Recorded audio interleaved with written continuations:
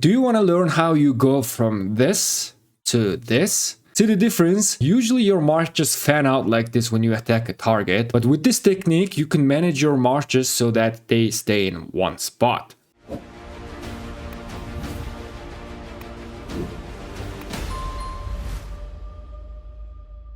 Okay, so Civil made a video about this technique a while ago, which is this one. By the way, shout out to Civil. And I also watched other people stream doing this exact technique, but nobody really explained how this was working. So I dedicated my own KK for some experiment, and through lots of trial and error, I figured it out. So first, I'm going to explain the concept behind it. Secondly, I'm going to talk about the risks and downsides to this. And lastly, I'm going to talk about how you can practice this exact technique. Okay, so let us start with the concept. In order to demonstrate, we can just go to the expedition mode to the last stage. And let me show you what's happening here. Here I have my 5 marches, all right? And then there, let's say this is enemy ball or enemy march.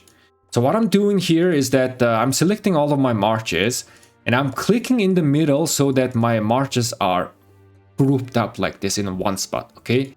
And I'm closing in to the ball or enemy target. And once I touch the enemy ball, I'm just clicking in the middle. Right after I touch the target, I'm clicking in the middle, and I'm just leaving this like this. And all of my marches are automatically attacking this target, okay? Now what I can do is, if I want to go back, I can go back. Click in the middle, group up, and once the target comes near, we are still attacking. Okay, let me demonstrate again.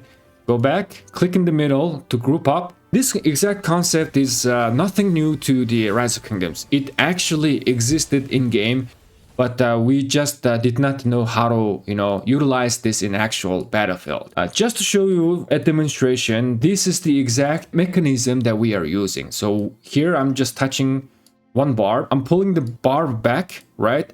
And I'm positioning my march, and then that march is going to automatically attack. This is a quite similar mechanism that we're talking about here. Let me go back to the expedition and I will show you one more time what's going on. First, you are selecting your marches, right? You are clicking in the middle for you to group up. This is going to make everything easier, okay? When you are approaching the enemy.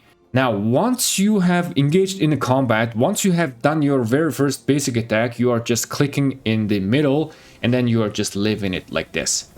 And all of your marches are engaged in the combat, and we can also notice that this portrait line is actually directing towards the target that we are attacking. Okay, so this is kind of important because in real life, in real open field, this line is also going to indicate that whether your marches are in a combat or not. There you go. Here, my only zone is in a combat, and the rest of the marches are not in combat.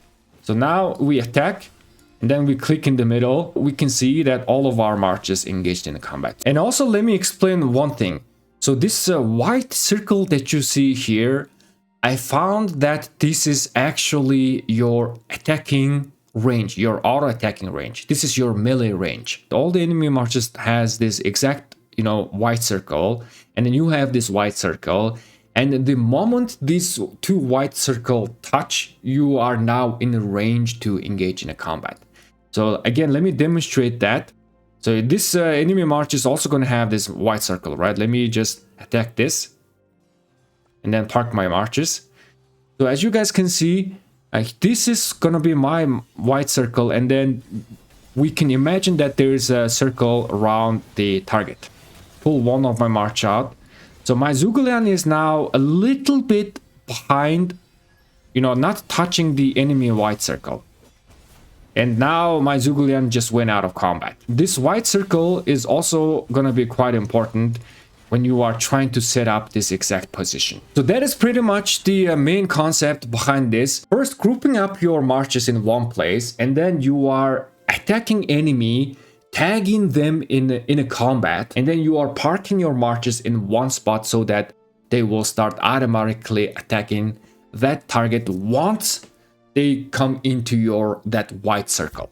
Okay, if you do this technique correctly, first you can see that I'm tagging a couple of enemies, and then I am parking my marches in the middle in a great position. So this is the The white circle that you see here is my attacking melee range, and then once the enemy comes into my range, my marches are automatically attacking the enemies that I have tagged with my basic attack. What is the benefit? What is the idea behind this? You are eliminating your movement of going back and forth, right? If you notice, some of the enemy marches, they are just going back and forth. They are losing precious time. But on the other hand, what you are doing is you are not really, wasting time going back and forth. You are staying in a one spot and maximizing your efficiency on the open field, constantly hitting enemies the moment when they go into your range. Okay, which is why with this technique, if it's done correctly, you can farm kill points much faster, or kind of like much more efficiently, because you are not really moving that much and you are not really losing that precious time. Now let's go to the second part, which is what are the risks and downsides of this technique. So there are 3 risks or downsides to this technique. First, it is really hard for this technique to work in like a big ball, okay? Because in a big ball, it's really hard for you to play in a zoomed in mode. Like there's a lot of stuff happening. It's really hard to, manage this. I mean, this is not really a big ball fight, but here's the risk. Okay, when there's a lot of stuff happening in the middle of the screen, it's really hard to see. So what I try to do here is that I try to press here to group up my march, but I ended up clicking accidentally on one of enemy march who were just wandering within our ball. So what happened was my marches ended up trying to fan out, and as you guys can see, my drone just went straight into their enemy ball. Where is my drones going? Yep. I mean, the click that I'm showing you is not really like a huge ball, right? It's a small skirmish happening right here. But in a bigger ball, it's even more harder to spot enemies just randomly going through your ball, right? Which is why sometimes you just end up accidentally clicking on enemy, and then you just end up panning out, and some of your marches are gonna get one-shotted. Can you do this trick in a big ball fight on a dot mode? The answer is yes. So here I am just testing to see if it's working, and it was. Let me show you and play this clip a little bit. Guys. Yes, you're doing it. Guys. I mean, my drone is not engaged in combat, right? If you guys can see.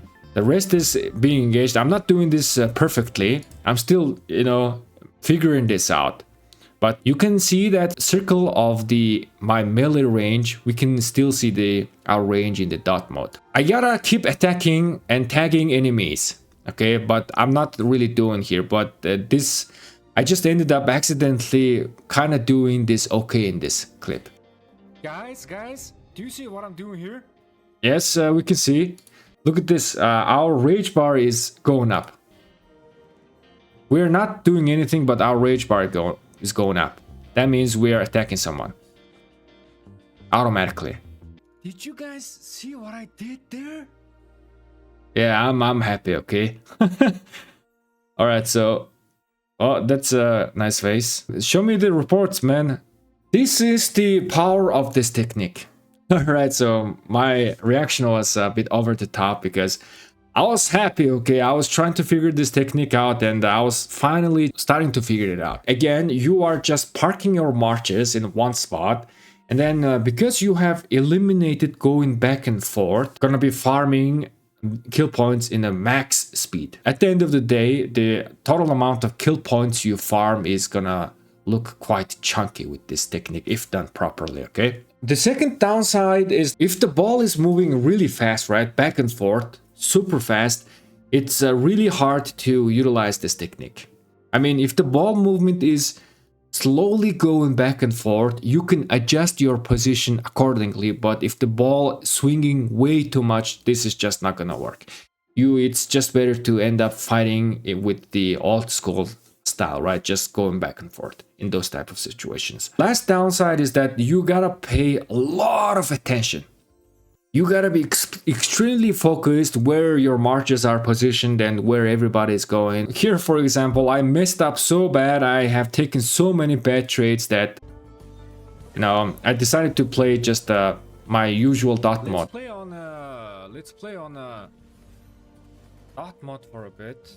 You see this? I'm having like a below 100% reports. Here I did okay, right? But I was having really bad reports because I was just messing up. I accidentally clicking on enemies and ended up fanning out right into enemy ball.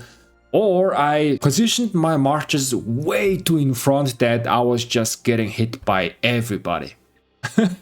So these are some risks and downsides to this technique. Again, this is really hard technique to master. It takes, I think it takes a lot of skill.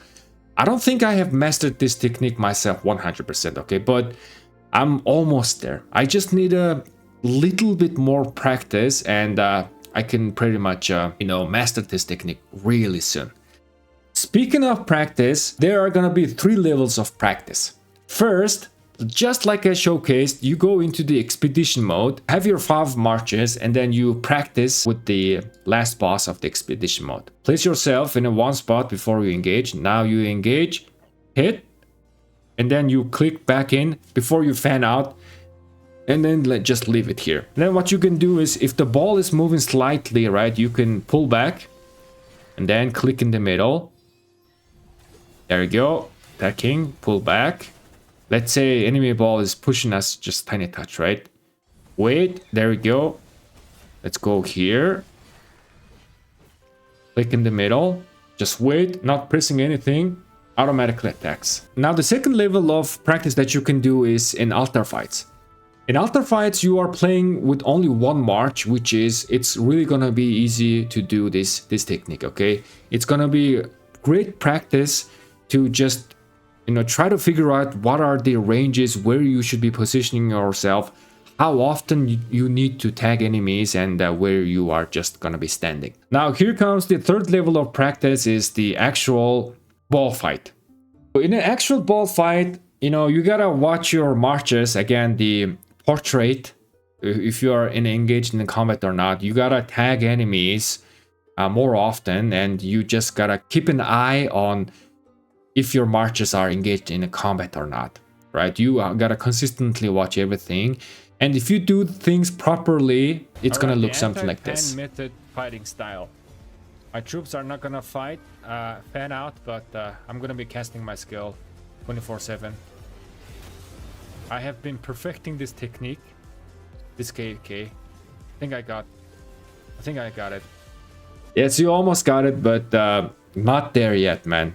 Not there yet, but you almost got it. By the way, if you guys haven't watched my high APM open field guide, I also made another guide video. Go check that out. There I'm explaining how you can utilize hotkeys to micromanage your marches. Anyways, thank you guys so much for watching, and good luck learning this technique.